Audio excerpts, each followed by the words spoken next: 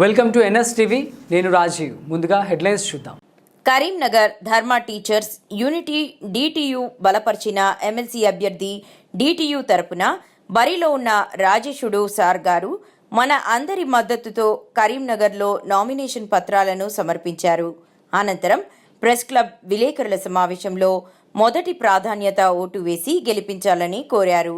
నియోజకవర్గ coordination committee Karimnagar, Nizamabad, Medak, Adilabad teacher ఉద్యోగులు, ప్రజలు మొదటి ప్రాధాన్యత ఓటు వేసి గెలిపించగలరని అన్నారు.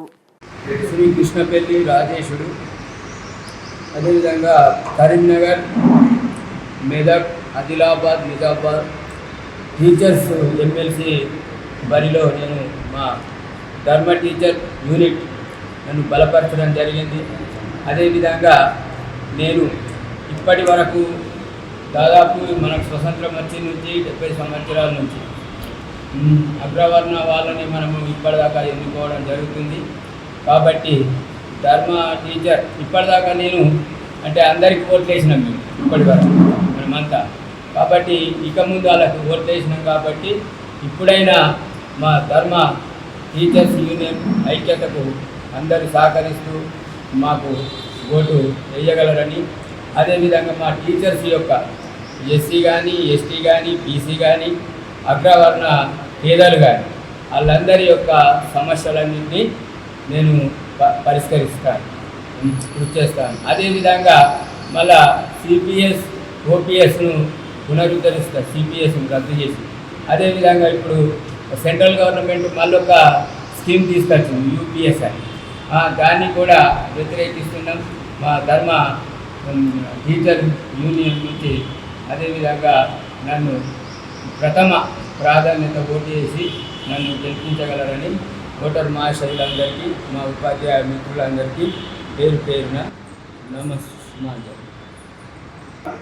ప్రింట్ మీడియా మరియు ఎలక్ట్రానిక్ మీడియా ప్రతినిధులందరికీ పేరు పేరున నమస్కారాలు తెలియజేస్తూ, నా పేరు పుత్తూరు రాజు, ధర్మ టీచర్స్ యూనిటీ రాష్ట్ర ప్రధాన కార్యదర్శి.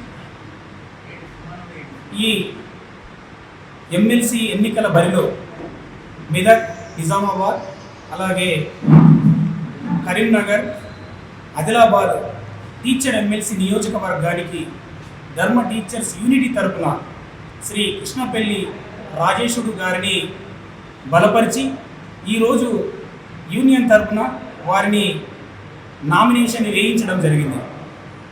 ఇప్పటి వరకు ఎమ్మెల్సీ ఎన్నికల్లో పోటీ చేస్తూ శాసన మండలికి వెళ్ళినటువంటి అభ్యర్థులందరిలో దాదాపుగా అగ్రకుల ఆధిపత్య సంఘాల నుండి వెళ్ళి మన ప్రభుత్వ విద్యారంగ వ్యవస్థలు కానీ, ప్రభుత్వ ఉపాధ్యాయుల సమస్యలు కానీ, అధ్యాపకుల సమస్యలు కానీ శాసన మండలిలో ఎక్కడ కూడా వాటి పరిష్కారం కోసం ప్రస్తావించకుండా కేవలం వాళ్ళ వ్యక్తిగత స్వార్థం కోసం, వాళ్ళ రాజకీయ జీవితం కోసం మాత్రమే వాళ్ళు శాసన మండలికి వెళ్తూ మన విద్యారంగ వ్యవస్థను భ్రష్టు పట్టించిన విషయాన్ని మెజారిటీ ఉపాధ్యాయులైనటువంటి 90% పైగా ఉన్నటువంటి బీసీ, ఎస్సీ, ఎస్టీ అండ్ అగ్రకుల ప్రజాస్వామ్యవాదులైన ఉపాధ్యాయులందరూ వీటన్నిటిని గమనించి ఈ వర్గాల తరపున కూడా ఒక అభ్యర్థిని నిలబెట్టుకొని శాసన మండలిలో గొంతు వినిపించాలని,